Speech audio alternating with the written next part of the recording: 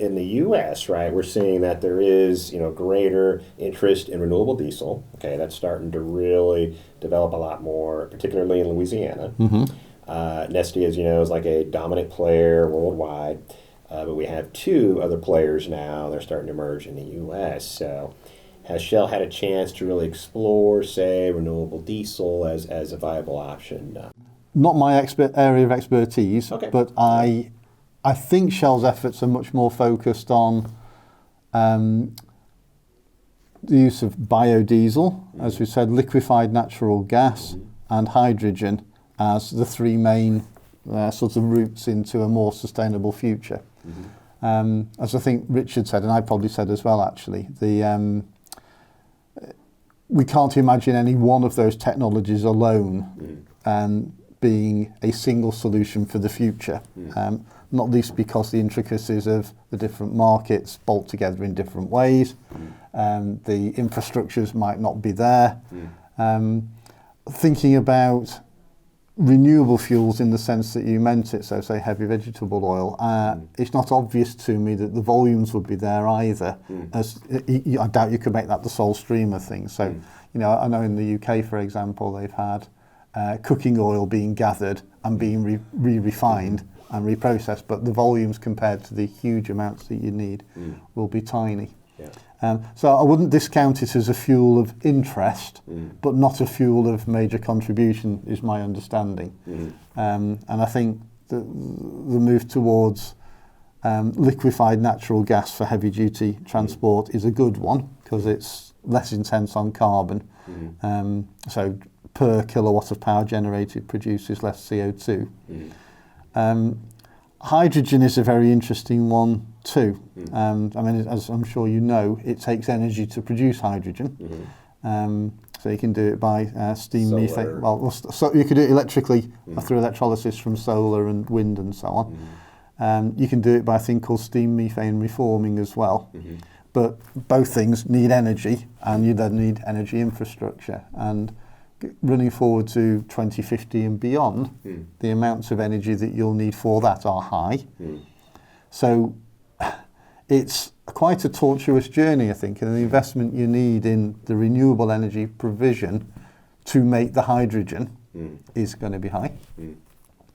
And then the infrastructure to transport the hydrogen is not in place either at the moment, very little of it. So I think in the UK we've got just one hydrogen refueling station in a place called Cobham, which is, I think, just to the north of Heathrow Airport. So if you owned a hydrogen car, it can only be around Cobham. It can't go very much further. So again, that's a long way to go. And in the passenger car space, Toyota are keen on fuel cell electric vehicles, and they've been spoken about in heavy duty trucks as well. But again, the hydrogen infrastructure thing still prevails. So I don't think it's good to lock in on any one solution at the moment. You need to keep that mosaic, see which ones evolve.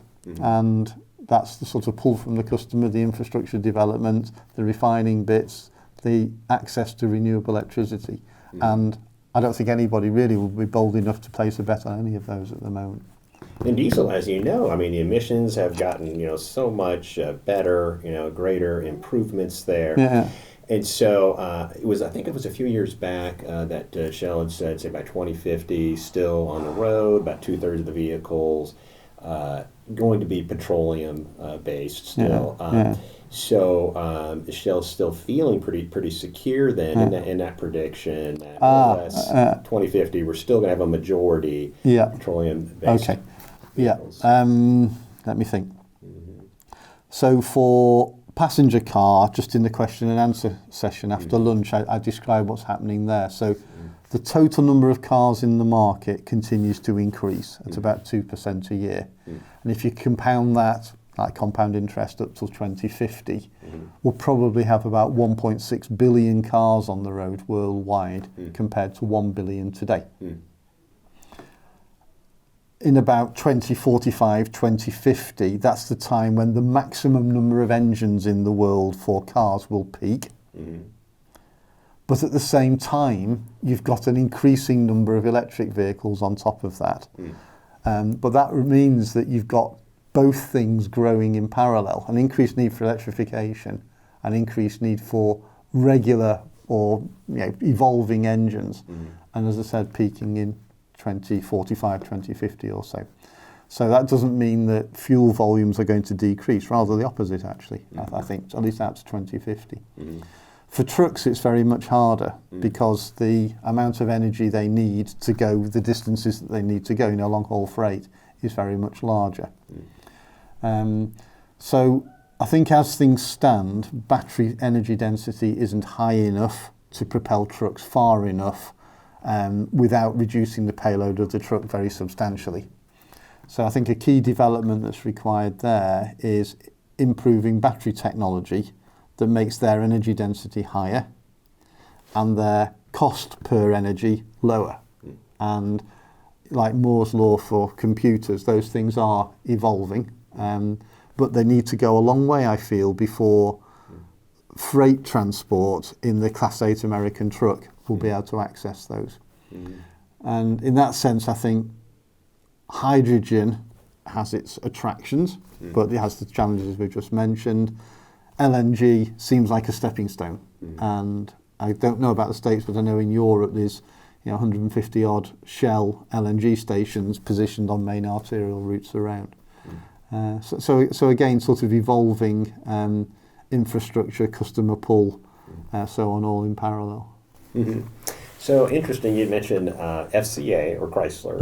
Okay, so relationship with them. Can you elaborate a little bit more on that in terms of, say, lubrication development? Okay, yeah. So, I mean, we do a lot of things with Chrysler, and I don't think many of those things you'd be surprised about.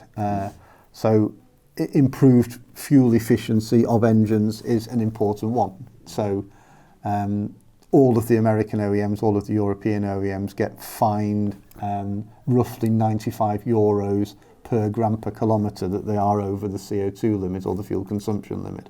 So for a company the size of Volkswagen, Chrysler and so on, that can come to billions of dollars if they don't comply. So the pressure is very, very high. To a degree, lubricants are seen as low-hanging fruit. So if you can change the lubricant and not change the hardware, you've gained CO2 or reduce CO2 rather, and that's saving you money from developing your engine. So that's a nice transaction between Shell and an OEM. But that doesn't really count as the co-engineering thing I spoke about this morning, which is where the hardware is changed as well. So the thing to remember there is that you can design a lubricant to support a change in hardware, where it's the hardware change which is improving the efficiency. And a common one for passenger car would be more intense turbocharging or reducing sweat volume and reducing engine speed. And they generally make lubrication more tricky to preserve durability. But if your lubricant can, then your engine takes advantage of all of those other things and the lubricants enabled it. So that sort of thing's going on, and I expect more of that to take place in the heavy-duty sector. Okay. But there, the role of the lubricant for efficiency from a direct friction effect is smaller than it is in a passenger car, because the loads carried by the engine are very much higher. So the fraction of the load that is frictionless is smaller. So the credit you get from changing the lubricants is smaller. But enabling the technologies that give you fuel economy, that there's a big value to be played there. Okay, so interesting. All right, Shell's acquisition of Sonnet, right, the battery manufacturer in Germany.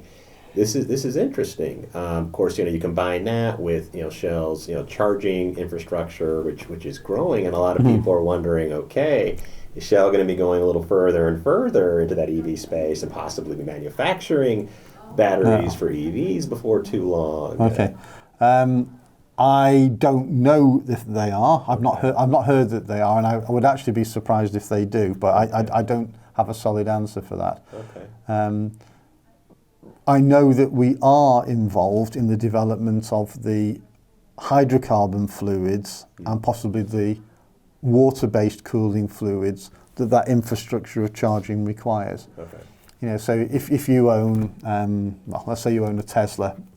Or you own a truck for that matter, and you're your mission is to charge it in fewer than 10 minutes. You need a very, very high rate of charge and a high current flow and a high voltage. You know, I squared R heats up the battery, heats up the charger, and you need to cool it. Yes. Otherwise, you can't shove that amount of power in. So hydrocarbon fluids can act as coolants. Water and glycol can act as fluids as long as they're defended from the electrical conductors. So that's the charging side. The battery itself, receiving that current, will warm up. So you need to do that. And the battery temperature range is very narrow. I think typically between sort of 30 and 40 centigrade, maybe even tighter. You don't want it to stray any further. You know, we're being stopped. So hydrocarbon fluids have a role to play there. And then the protective role of the lubricant throughout the whole of the drivetrain, all the electrical bits, is really important too. Last question on recycling. Interesting, because there's, as you know, a big market there for used oil recycling. So with the new oils, the CK4 and FA4, have you had a chance to look at the recyclability factor there?